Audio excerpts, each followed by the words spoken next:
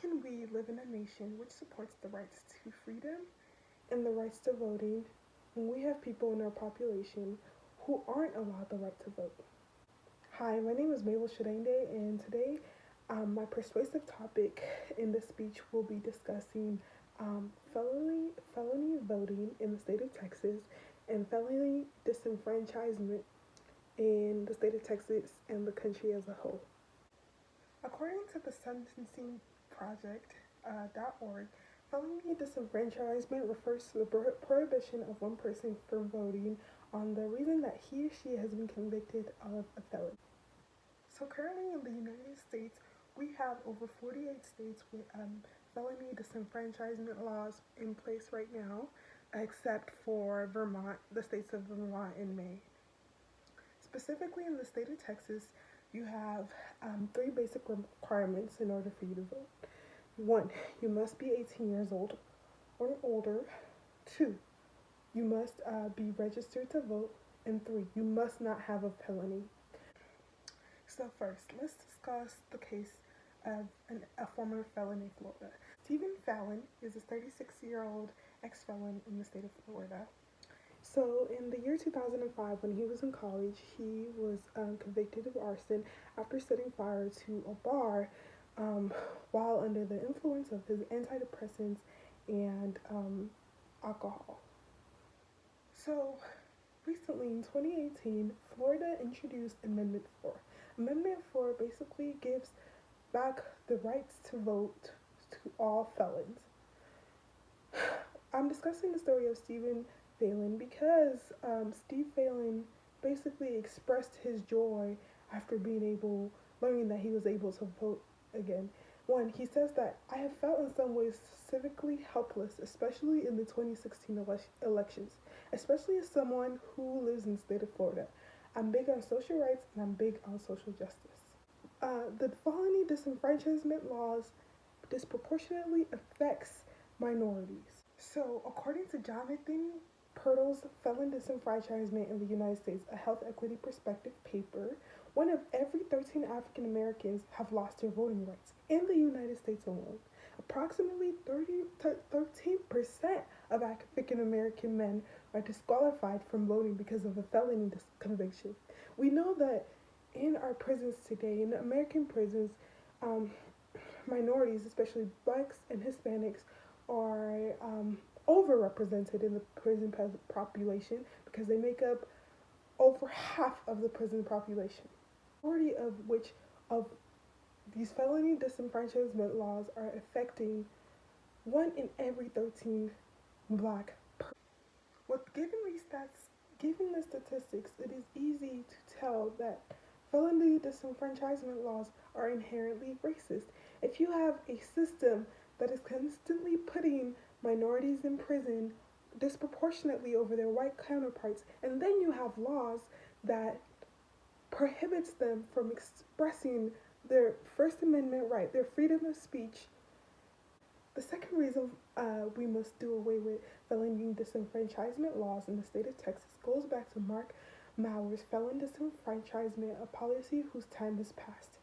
Basically, Mark Mauer's paper discusses the need for restoration of voting rights because it can be seen as a rehabilitative measure that the American prison system supposedly proposed. So, in America, we are told that the prison system is supposed to help those who in our society have committed wrongs. Once they've gone through that prison rehabilitative system, they should come back out better, upstanding citizens than they were before. But with that logic, it does not make sense to deny upstanding citizens the basic rights to vote. Mark Mauer also argues that if Americans truly believe in the fundamental principle of pay your debt to the society, then in that same logic, felons have paid their debt to society in the currency of time, that they have spent in prison and they spent away from society. So, in that sense, why are we constantly punishing those who have done their time in prison by taking away their right to vote? This is punishment all over again. You're taking away more rights from somebody who's already paid their debts. Lastly, the main reason we should do away with felony disenfranchisement laws in the state of Texas is because it interferes with our politics in the United States. So, according to the paper Felony Disenfranchisement, a Primer by the Sentencing Project, a study found that disenfranchisement policy likely affected the results of 7 U.S. Senate races from 1970 to 1998. 7 U.S. Senate races. If we pride our nation so much on the basis of democracy and the basis of a just and fair vote, how is it that the lack of voting can interfere with our democracy? And by that I mean always pressuring and urging people to exercise their rights to vote. And when you take away that right from somebody, you also mess with the very fabric of our nation's democracy. You mess with political turnouts. Imagine if more ex-felons were given the right to vote. Many political elections would not have had the same outcome that they did. So in conclusion, it is important that, one, we are aware of how felony disenfranchisement affects people, specifically people of color, and two, we must act.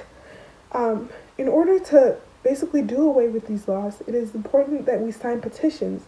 Currently, the Sentencing Project is one of the most vocal groups out there, nonprofits out there, wanting to call for overturning of felony disenfranchisement laws in different states.